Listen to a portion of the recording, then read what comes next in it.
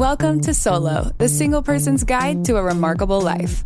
Your host, a behavioral scientist and bachelor, talks to leading experts and successful singles about living solo and living well.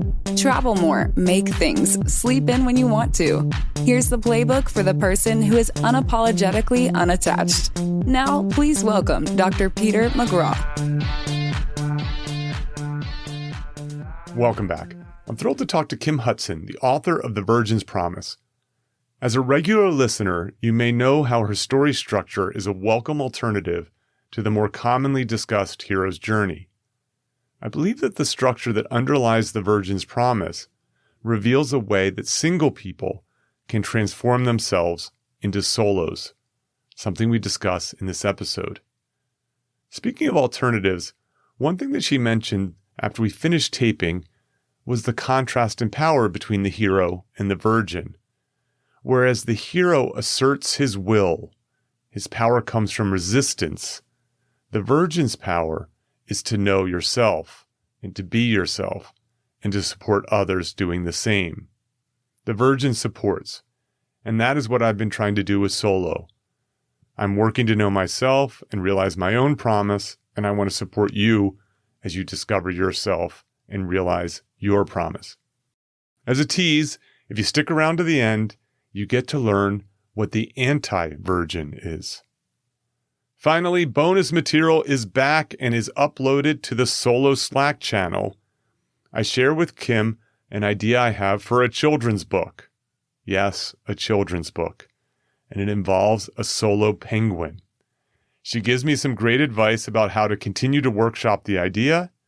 And if you want to join the Solo Slack channel, please sign up on the Solo page at petermcgraw.org. And please keep telling people about the podcast.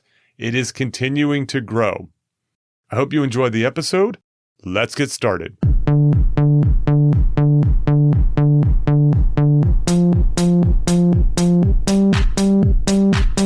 Welcome to Solo, the single person's guide to a remarkable life. I'm Peter McGraw. Today's guest is Kim Hudson. The regular Solo listener is familiar with Kim's work. After all, she's the author of The Virgin's Promise, writing stories of feminist, creative, spiritual, and sexual awakening, which is detailed in episode 25, The Solo's Promise, and episode 56, Solo Thoughts 5, A New Narrative for Solos. Kim regularly offers weekend workshops on The Virgin's Promise and speaks internationally on the story structure, for example, at LA Script Festivals and David Lynch MFA writing class. She has a forthcoming book on 2 ways of knowing, the power of circular and linear thinking. Welcome, Kim. Thank you. I'm delighted to be here. I'm more than delighted. I am excited. And I'm going to assume for now that the listeners have had a glimpse of The Virgin's Promise. I want to start, if I can, by asking you to talk about the origin story. Uh-huh. How did you come up with this? I think it's such a fascinating story within a story. Okay, so I had done a lot of things. I'd been a geologist and the whole really hero's journey. I was jumping out of helicopters in grizzly bear country, literally. And then I found myself having children and just really stepping back and wanting something with more sort of depth and meaning. And out of that, I found that book called The Artist's Way. And I just dove into it. And you get to about episode or week 7, and it says, fill out the form, which I took very literally. And I thought, there's a lot of writing going on in what I'm journaling, like things I enjoy. And so I decided to follow that, signed up for writing for film and television. And the very first day, they had us a psychologist. So this is a class, you go into a classroom. Yes. For this. Yes. Okay. And they actually had everybody. They had the writers and directors and makeup artists and actors. Everybody from the school went to this big amphitheater and talked to had a lecture from a psychologist that basically told us about Joseph Campbell and the hero's journey. And I swear my life would never be the same. It was that sort of a major moment of chills because it just spoke to me so deeply. And then the next thing, I was still all excited. And the next thing was, and all story from all time is a hero's journey. And I was like, wait a minute, hold the phone. That can't be right. So I was like a dog with a bone. I just couldn't stop trying to find some other pattern to learning to be yourself in the world. And so I found movies that clearly weren't hero stories, watched those. I studied with the Jungian Institute. I went to university. I took some women's studies. And basically, really what helped was I listened to myself. I listened to when something spoke to me and followed it, and structure emerged. Well, let's unpack this, because you're using terms like Jungian and the hero's journey that people may not be fully familiar with. But I'm going to give away a little bit of the punchline to this episode, if I may. And it's so interesting because you had this big breakthrough, which caused me a big breakthrough, because I thought that the process of a single person becoming a solo, living a remarkable life, was going to be a hero's journey.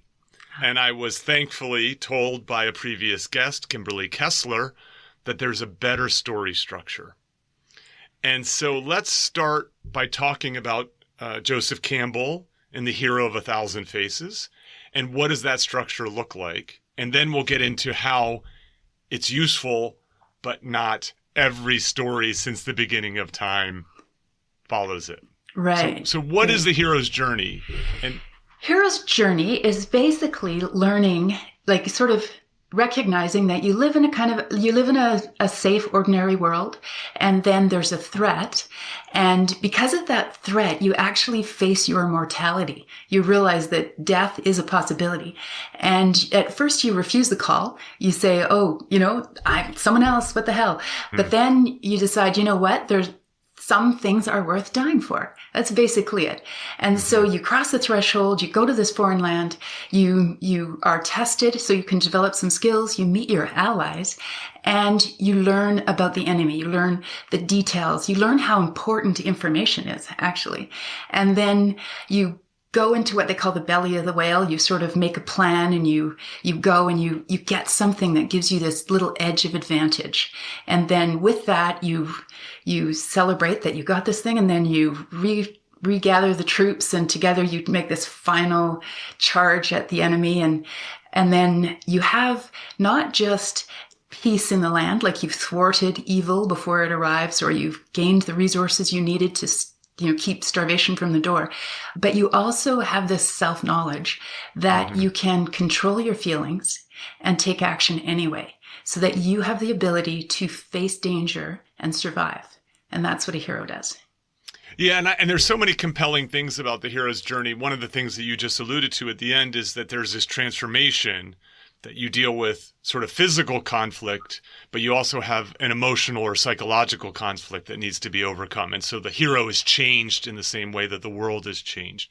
Do you have a particular hero's journey that you like, or that you like to use when you teach and talk about it, that the listener might be able to go, I can see these beats?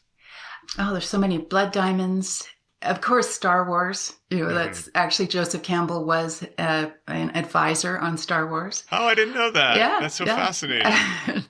I think that's why that's a story that just never gets old, particularly the early ones. The Matrix. Yeah, those are the ones that really There's so many. come to mind. There's so many.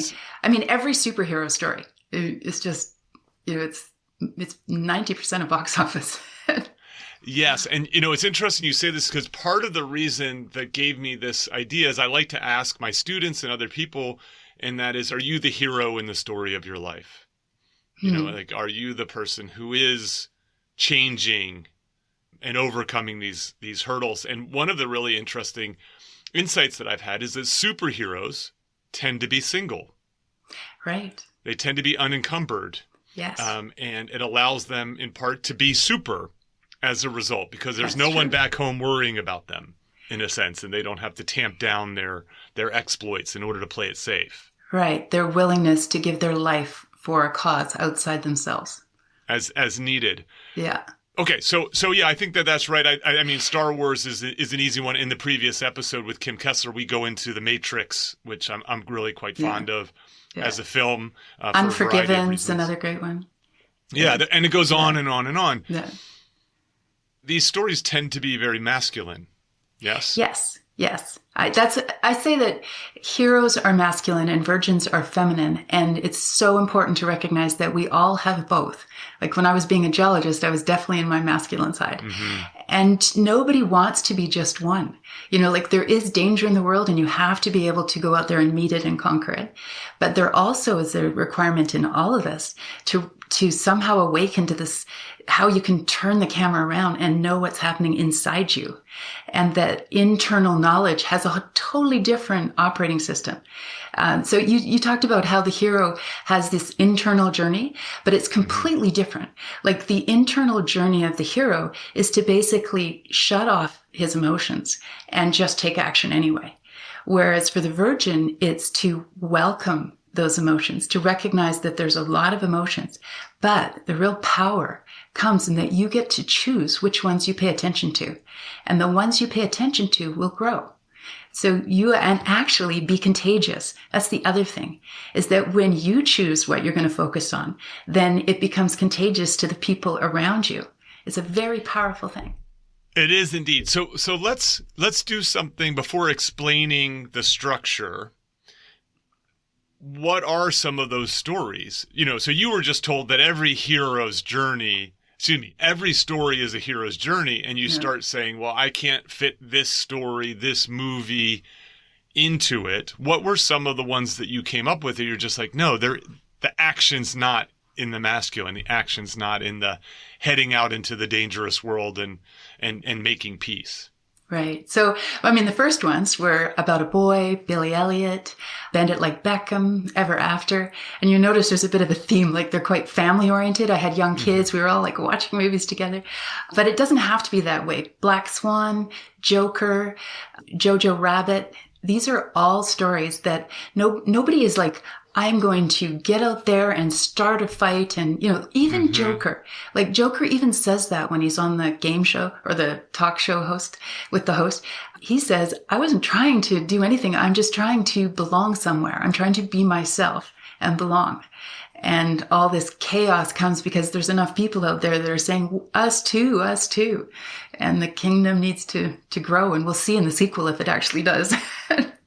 That's really fun. It's so interesting because you mentioned two movies that I really love. I love About a Boy. Oh, yeah. It's such a great movie, such a fun movie.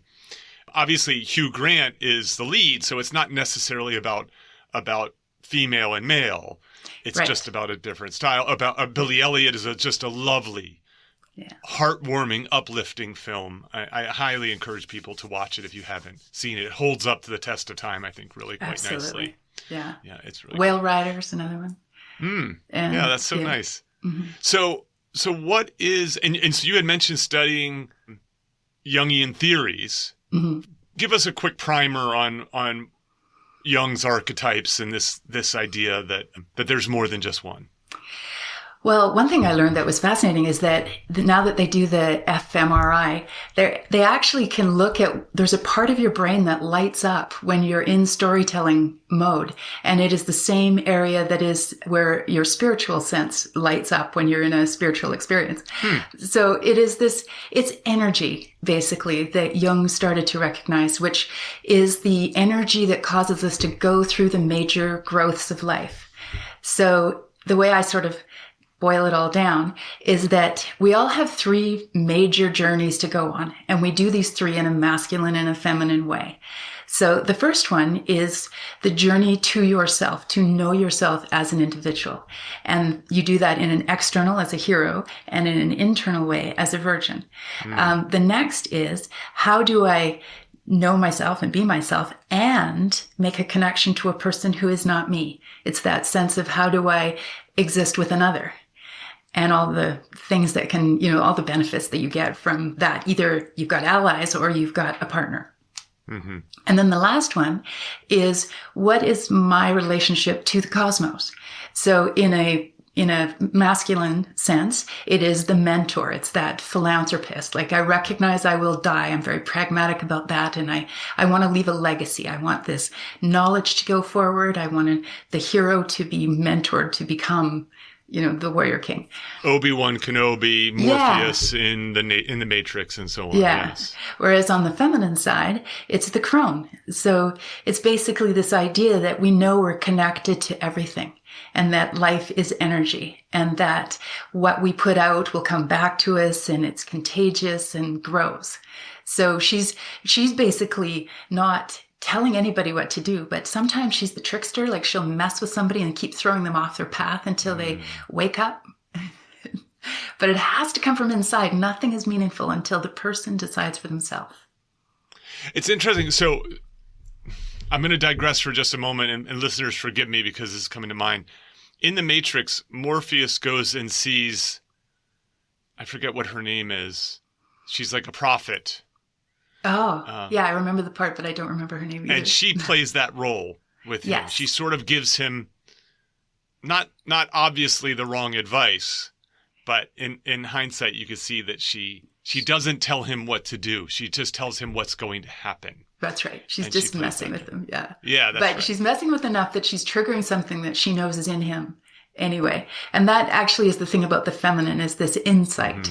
And it's insight into self, which is this journey of being single, if you ask me. It's, the real pearl of it is that you get to interact with the world with the intention of knowing yourself and becoming truly connected. Because you actually can't give something you don't have. You can't connect to other people until you actually really feel connected to yourself. Well said. That's lovely. So I have only one critique, Kim, and I'm just going to get it out of the way. Okay. And that is the title, The Virgin's Promise. I've heard you saying, what was unfortunate title. And you know what? I don't disagree with you. I looked high and low for a word. And I think this says something about our culture, in that there is not a word for a person that's on a journey to know themselves and be themselves.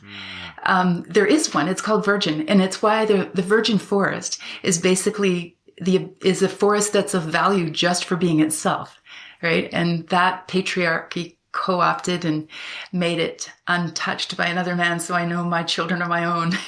Yes, yeah. Right. So I don't know. I thought with Virgin Records and all these things that it might sort of be the beginning of a wave, but I am unfortunately the Virgin Lady. Like, I am constantly in elevators and everybody explaining this thing. Yeah.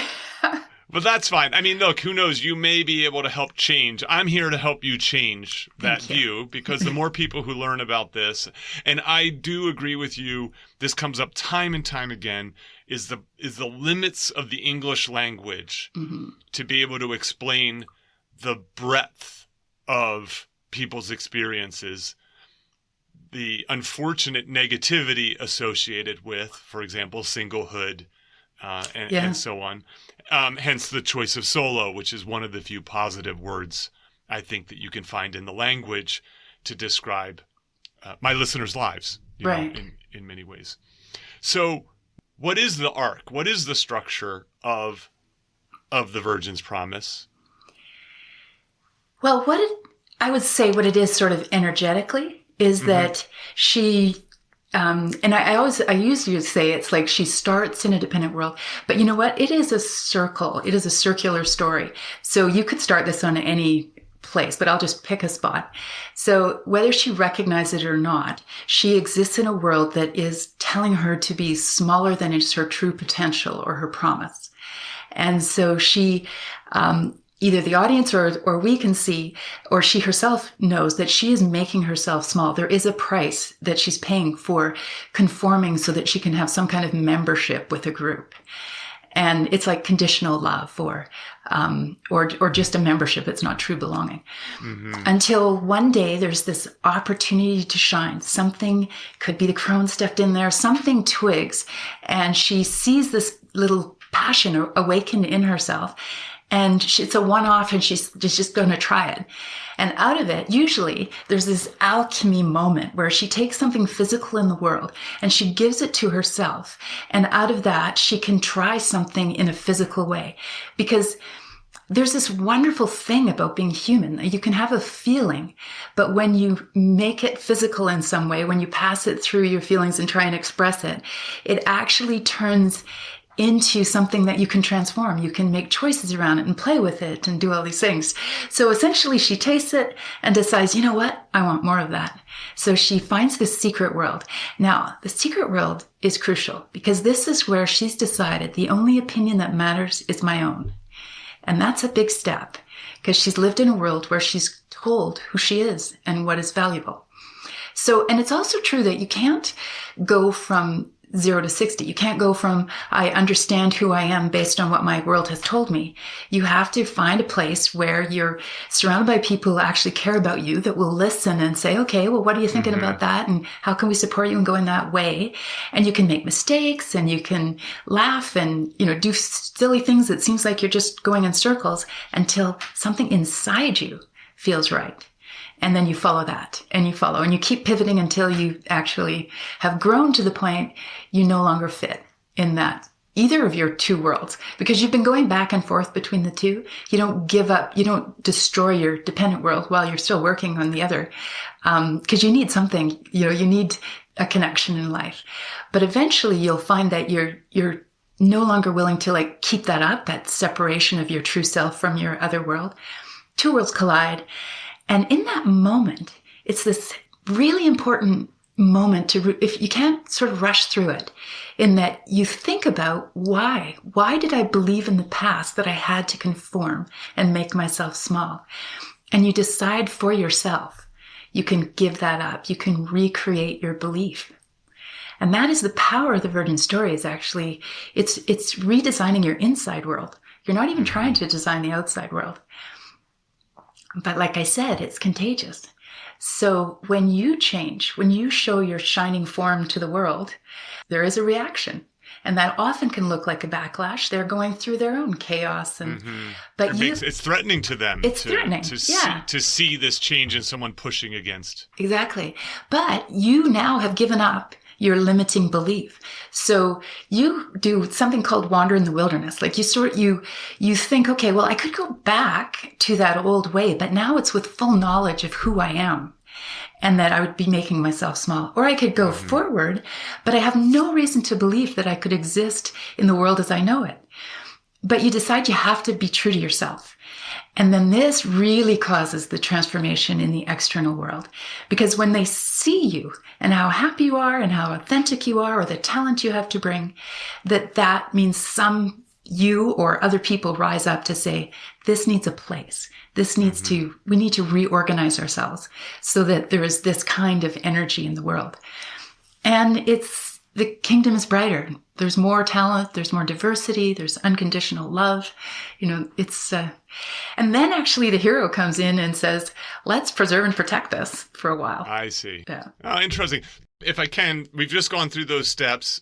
I think they're a little abstract. You and I know them. I've read your book. I've taken pages of notes on it. You've given countless talks and workshops about it. Let's do it with Bend It Like Beckham, if we can. Can you tell the story of Bend It Like Beckham and sort of try to highlight these beats along the way? Is that okay to do? I think it should be. Okay. I mean, you don't have to hit every single one, but the general arc, yes. Okay, so Jazz grows up in a world where she's an immigrant from India in England. So they're trying to do what they can not to ruffle feathers.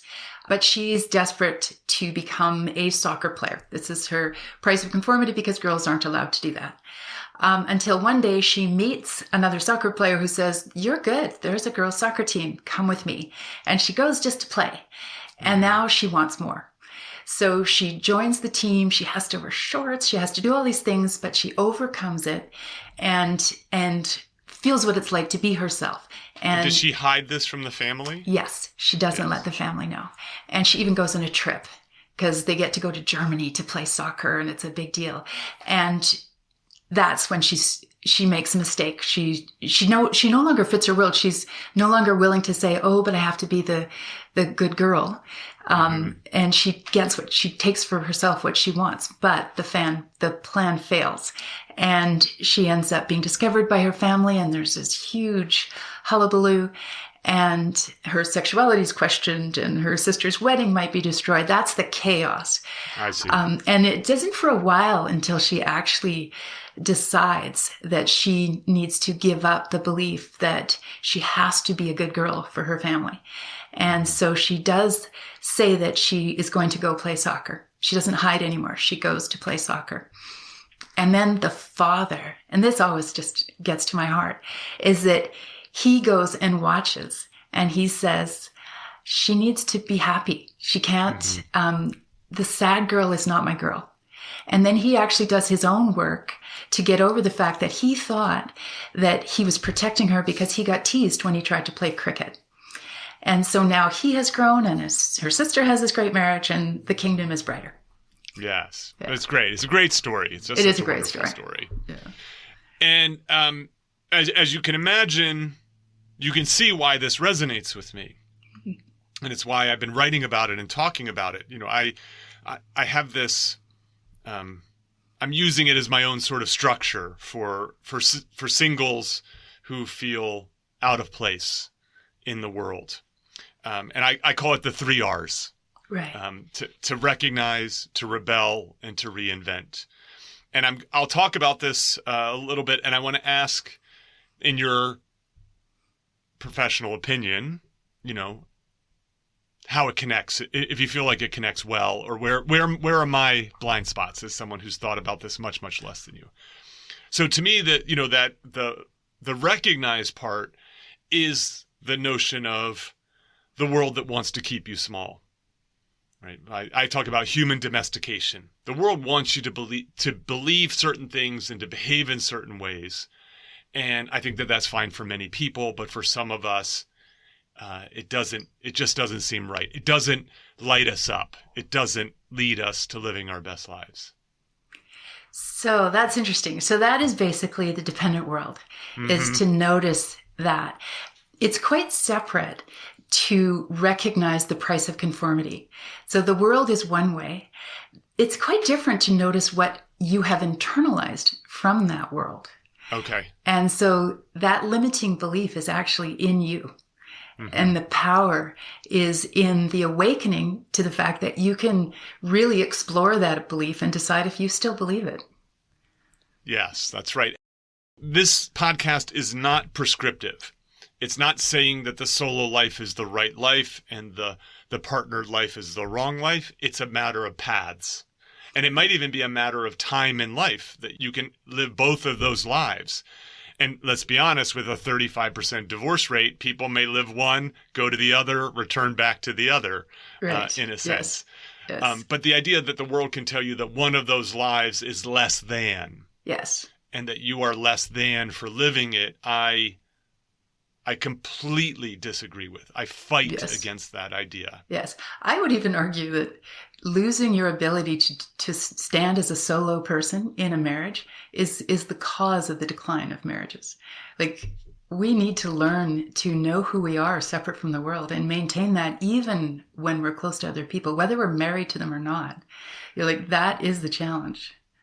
Kim, it's why I have married listeners, because I think that these people recognize that a sense of autonomy actually allows them to be the best person for the other people in their lives. And in my world, it's, and this is related to something you said earlier, that if a solo becomes their best self, then they can help all the others in their life.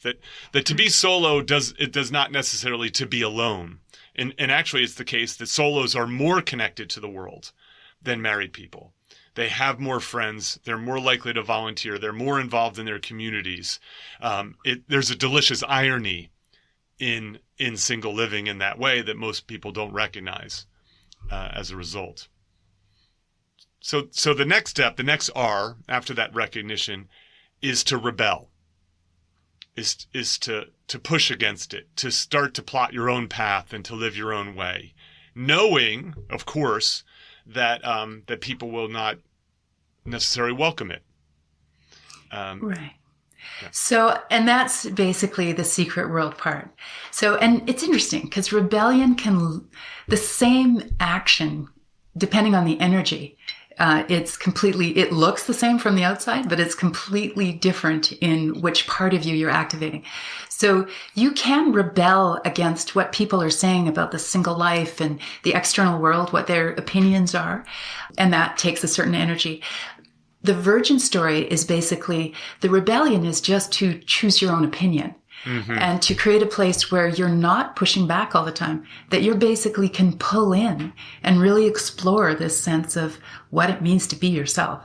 You sort of find yourself like a cocoon or a safe place that you're not giving up your whole world, but you find some time where you actually can explore yourself. And that is an act of rebellion. In other words, you're going to allow all your differences, all your uncool stuff to become part of you. You're going to dress that way or try things that are uncool for your outside world, because really it's a temporary thing, cool or not cool. Really it's what's you is all that you really care about. So it's so interesting you use the word cool, because one of my favorite episodes asks, are single people cool? And I talked to a researcher who has a theory of coolness. And to give away the answer to that is, yes, single people are cool when they are accepting and choose their singleness. Yes. So the desperate single is not cool, right? But the single who is comfortable with their singleness is, in part because that is, and we think of rebels as cool, but oftentimes rebels aren't like the Rebel Alliance in Star Wars where they're fighting against, the evil forces. But a lot of rebels, they just do what is right for them without concern for the world. Bob Dylan is a rebel. Yeah. Yeah. Bob Dylan's a rebel, but he's not the rebel like the Rebel Alliance. He's a rebel in the way that an artist is a rebel. And hence he's one of the coolest people on the planet, right, even in his 70s or beyond, whatever he is now. Right. So the last one is this act of reinvention. And this is where I get a little bit self-helpy, little how-to-y, so to speak, and I can't help myself. But the idea is that once you've realized this dependent world, once you've spent some time in your secret world and it agrees with you in a sense, that there now is opportunity to begin to live life in a different way, and to pursue different paths, and to light yourself up, and as a result light the world up. And I talk about singles having that opportunity, in part because they in some ways have fewer constraints than someone who might be living a sort of traditional partnered family situation, and so. Will continue to talk about it, and I've talked about some of those things, but a lot of it is like getting your health and your house in order, and then figuring out how will you flourish, right? What is your way to flourish? And there's lots and lots of ways to do that, and there's no one way that is the right way. It's a matter of the solo choosing that. So, and I did listen to that podcast, and I would say the things that you were talking about, get your clothes right, get a new haircut, that's basically dresses the part. This is like making yourself and, like playing with yourself like a work of art. Becoming your true you. Yes. Yeah. So, but it might not be a fancy haircut. You might even have to go through a goth period, or, like if you live a very structured and perfect, precise life, you might need to make some mess in your house. It's you. True. It's whatever, is, you're going to like push against the boundary that doesn't feel like you, and then just try on something that's as wacky. And then you might just come back halfway, or, whatever, but you're not going to know until you get there. And so the reinvent for me happens in the secret world mostly. And it's where you can actually try it out. And then it's only your opinion that matters. You're not asking anybody if they approve, or say, how does this feel? And then you adjust. And little by little, you're honing it down to the point where you're like, this feels like me. And that's what you bring into the world. And that's when the chaos comes. Yeah, I like that. I like the idea that if you regularly get haircuts, you might want to stop getting a haircut. Yeah. Right. There's an experimentation element to it. That's great. Yeah. If you think blondes are having more fun, become a blonde and say, you know what? They do. Or it's just not me. It's not my kind of fun. It's that meaty, take your life and do physical things with it, because you will know through experience who you are. And as long as we're trying to do what's popular and what's, the norm in our culture, we might never really meet ourselves. So, virgin promise stories typically have happy endings. But those are the ones I like anyway. The ones I like too. But, let me just tell this sort of as a story. And it sort of goes, let's talk about Bend It Like Beckham or the Solo's Promise, which is you're living your life. The world is telling you, clock is ticking. You're in your 30s now. Time to couple up, time to have a family. And that doesn't feel right. And the people who are telling you to do this is not just the media. It's people close to you, your close friends, your parents, your grandparents, people you love and adore. And in the Virgin's Promise, those people see the error of their thinking. They see that your happiness is more important than doing the thing, the traditional, the conventional, and so on. And the world has changed as a result of this sort of push-pull and realization and recognition of the Virgin achieving her promise. But that doesn't always happen. It certainly doesn't always happen in the real world. Parents say that their children's happiness is the most important thing, and yet they will disown their child for making the parents unhappy. Yeah, for non-compliance, really. For non-compliance. Yeah. I know what is better for you than you know for yourself. So here's the thing. Yes. In a hero story, the village is good, and then you go through your whole journey, and the village is preserved. Yes. In a virgin story, the village is in need, the kingdom is in need of some growth. Mm-hmm. She goes through her story. She does her growth separate from them. It's not because of them that she grows. It's because she's learned to choose for herself. She activates the potential for them to grow, and it's totally their choice. Mm-hmm. They can grow or not grow, but it doesn't affect the fact that the Virgin has learned that she has this internal source of empowerment, that she gets to choose who she is and how she's going to be in the world, and that she deserves to find a place of belonging. And if it's not in this time or even in this life going to be her family of origin, then she knows that she can find another place, that she deserves a place of belonging. So what I hear you saying is, if you're unable to convince the kingdom that it's better off with you being at your best, you might have to find another kingdom. Yes, and I wouldn't even try and convince, because that's. Everybody has their free will, and maybe it's the seeing that in you, the respect you give them for their free will that causes the change in the long run. But they're given their opportunity through you, and that is your gift to them. But it's not a requirement of your own growth. Yeah, I think this is deeply sort of disturbing, in a sense. I mean, part of the reason it's part of the reason I have this podcast, I suspect, is I had a mother who was incredibly manipulative and very controlling. Mm. And so if you weren't living the life that she wanted you to live, she made it very difficult on me, my sister, and so on. Right. My sister rebelled much more than I did. But what's fascinating is she never pushed me to have a traditional family. She pushed me to do lots and lots of things with my life, and to achieve, and to be a good person, and to have a strong moral compass, and to be a good student, and so on. But she never ever she would ask about girlfriends and stuff, but she never pushed or judged or anything. In part because she had a very difficult marriage herself, and so I just don't think she thought that was the right path necessarily, and she, I think, very early just accepted that I was just going to be different in that way. But I know a lot of people who have equally strong-willed, and sometimes not always parents who act in their kids' best interest, that this creates a lot of conflict. And you had mentioned, about you don't have to convince, but and I realize this might be outside of your expertise. At this point, I don't have good advice, but I'm starting to think about how to have that conversation, right? How to say to, not just through actions, but, there are dinner table conversations. I always think about Thanksgiving dinner as the place where this conversation happens, where there's a particular line of questioning. So is there someone special in your life?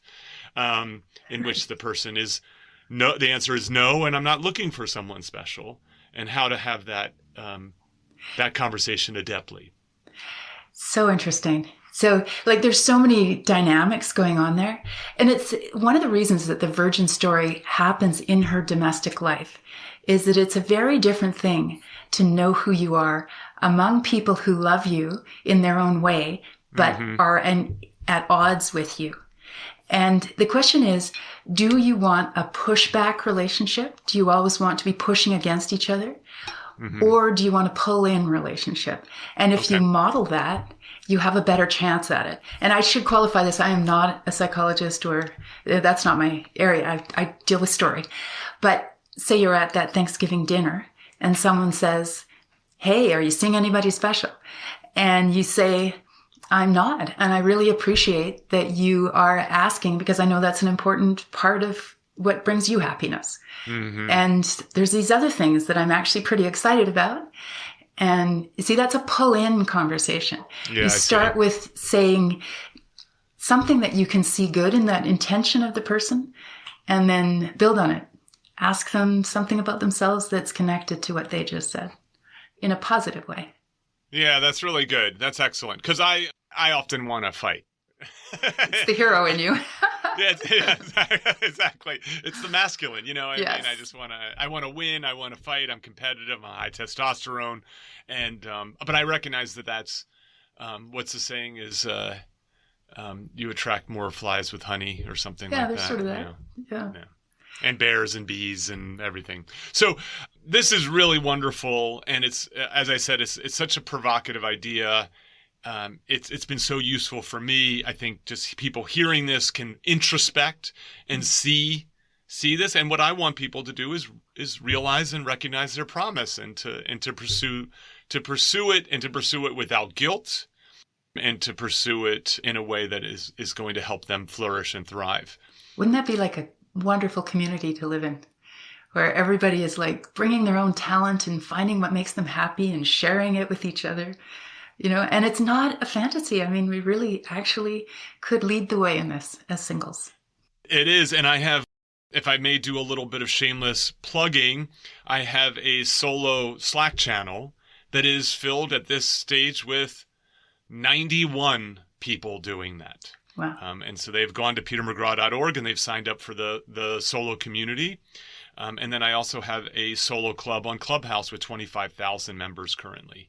And many of these, I think most of the people on the Slack channel and many of the people in the Clubhouse community are seeking to do that. And so they're scattered all over the world, and they feel alone in their own little bubbles and their own little communities, but they are alike in their perspectives. And it's really heartwarming and fun and interesting. To interact with them and to talk to them. And they listen to this podcast, obviously. They find this podcast somehow, some way that's there. I want to finish up by asking about a concept that I don't fully understand, but I think could be relevant and could be useful for the listener, and that is anti-virgins. Yeah. What is an anti-virgin, and who are the anti-virgins that we know in story? Well, the first time I recognized it, actually my daughter recognized it. She was really young. She went to Mamma Mia, and she came back and she said, Mom, it's not a virgin story. It's an anti-virgin story, in that the whole community was trying to get that young woman to just get out and live your life. What's this, getting married and, all these things. And so she was the force working against her. And instead, what she learns in the end is that she doesn't need to get married right away. She needs to live and explore her life and figure out who she is. So an anti-virgin is somebody who, the 40-year-old virgin's the same thing. Everybody around them is trying to get them to be themselves, and yet they just are stagnated. And until eventually they flip it around and become the person that wants happiness and authenticity for themselves. Yeah, so this would be someone, to apply this to the world of solo, this would be someone who just says, I don't know why you're trying to do this. Why are you trying to live this traditional life? You are meant to X, Y, or Z, in that sense. That would be a virgin. If the person is saying, you're saying the community is if your friends are telling you, if your family is saying, that kind of. And it terrifies you. You're just like, no, I have to help people. I'm so asleep now. I just, someday later, all those things. Mm-hmm. Yeah. Yes, that's right. Yeah, I think that's so interesting. And I think it shows, of course, whoever it was who was lecturing that says that all stories were heroes is naive, right? Like, and not all stories are hero or Virgin's Promise, right? There's an infinite number of stories. There just happens to be more or less popular ones that are there. Yeah. Well, I actually say there's like 12 major archetypes, and they have an infinite number of variety around those. Thankfully, right? Yeah, exactly. Thankfully. Yeah. Yeah. As much as I love Casablanca. Right. I wonder, is Casablanca a Virgin's Promise? Let me think about that. It is the next. There's a person who is not like you, but you feel a strong connection to them, and you're trying to learn how can we both exist in the same space. And that's I call that a warrior king, mother goddess. Okay. So, yeah, that's my next book. Yeah. We'll save that for another podcast. Yes. That's there. Kim, this was really, really wonderful. I just think it's such an interesting thing. And so with that, I'm going to say, it's so wonderful to hear you. I've read many of your words, and I just want to thank you for writing this book, for recognizing this, because I do think that this is a much better story structure for the people I care about on this podcast. Well, thank you. And thank you for having me. This has been really fun. Cheers. Cheers. Thank you for listening to Solo, the single person's guide to a remarkable life. For more about our guests and show notes, go to petermcgraw.org. Please subscribe and share with your single friends.